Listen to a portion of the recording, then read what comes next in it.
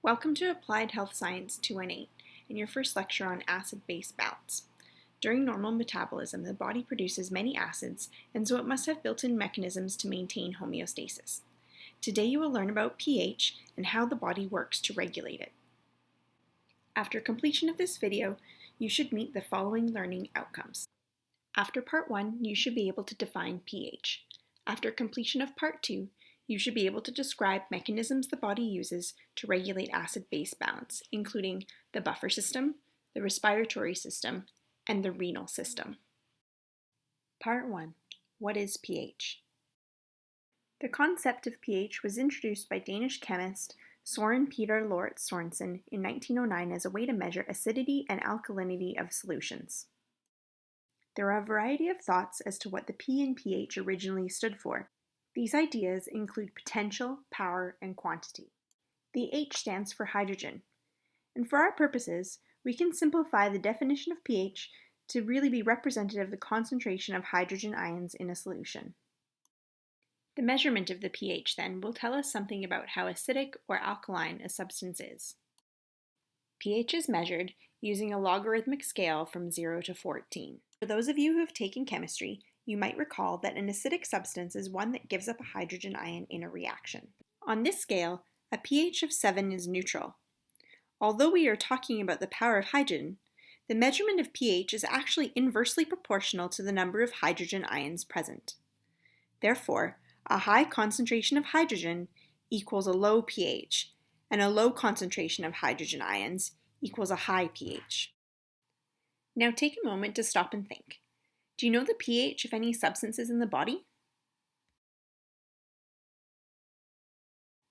The pH of body fluids can range anywhere from 1 to 3 for acidic gastric juices, all the way up to 7.8 to 8.0 for alkaline pancreatic juices.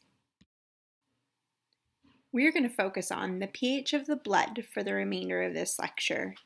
The normal range is 7.35 to 7.45. The body is usually able to regulate the pH in this range. However, when systems are challenged through the disease, the body can end up in states of acid-base imbalance. Changes to the pH become life-threatening when the pH falls below 6.8 or raises above 7.8.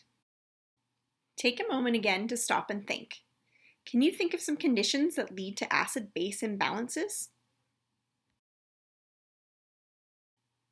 We'll take an in-depth look at acid-base imbalances and the diseases that lead to them in Part 3 of this lecture. Now it's time to check your understanding. Pause the video and write down a definition of pH. Review your notes and revise your definition as necessary. In Part 2 of this lecture, we're going to answer the question, how does the body regulate the pH of blood? Let's take a step backwards for a moment and talk about how the acidity of substances can change. The pH can be altered when solutions with different pH levels are mixed together. We can measure this change by using simple chemical reaction tests that identify the pH. You may have done this yourself at home when regulating the water in your fish tank or of your hot tub. So now back to the blood.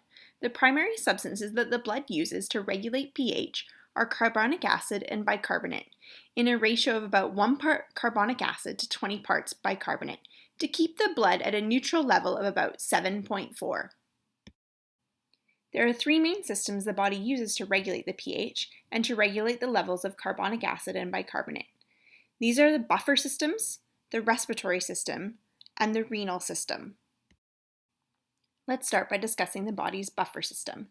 This is the fastest of the 3 systems, as it can have an immediate response to changes in pH. Buffers are simply chemical substances that will react with acids and bases in the blood to change strong acids to weak acids, or to bind to acids to neutralize them. Some of the most common substances in the body that are buffers include carbonic acid, bicarbonate, monohydrogen and dihydrogen phosphate, intracellular and plasma proteins, and hemoglobin, which is also a plasma protein. The carbonic acid buffer system is initiated when hydrochloric acid reacts with a strong base to produce sodium chloride and carbonic acid. In other reactions in the body, carbonic acid can then be broken down into water and carbon dioxide. You can see that bicarbonate and carbonic acid are closely linked together in this reversible reaction, where hydrogen and bicarbonate can bind together to form carbonic acid, or carbonic acid can split into hydrogen and bicarbonate. Monohydrogen and dihydrogen phosphate are substances that can buffer strong acids and strong bases. Some amino acid groups of proteins have free radical groups that combine with hydrogen. Hemoglobin is an example of one plasma protein that regulates pH by shifting chloride in and out of red blood cells in exchange for bicarbonate. Now let's look at the respiratory system. This system can start to regulate the pH within minutes, and it reaches its maximum effect in just a few hours. Let's look at the first part of this equation. Inside the lungs, carbonic acid can be broken down into carbon dioxide and water for elimination during exhalation. The other part of this equation focuses on what's happening in the pulmonary capillaries, where carbonic acid can be broken down into hydrogen and bicarbonate. The body uses these reversible reactions to regulate pH by changing the amount of carbon dioxide production and excretion, which then changes the concentration of hydrogen ions within the blood. As the brainstem monitors a concentration of carbon dioxide and hydrogen ions in the blood, it is able to send signals to the lungs to increase the rate and depth of respirations to increase excretion of carbon dioxide if either levels rise. Now take a moment to stop and think. What would happen to the pH of blood if one's respiratory rate increased?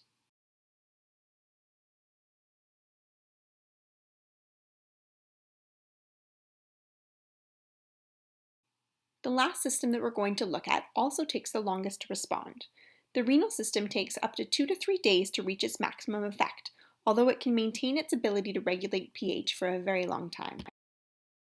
The kidneys work on regulating pH through the retention of bicarbonate and the excretion of hydrogen. Within the nephron, the kidneys usually reabsorb all of the bicarbonate that they filter.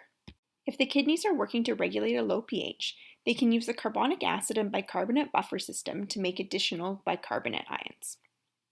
In addition, they will also excrete simple hydrogen ions and hydrogen attached to the buffers ammonia and phosphate. Don't forget that these systems are all working together. The respiratory system, buffers, and the kidneys are all working to maintain the body's pH in a very narrow range. Now it's time to check your understanding.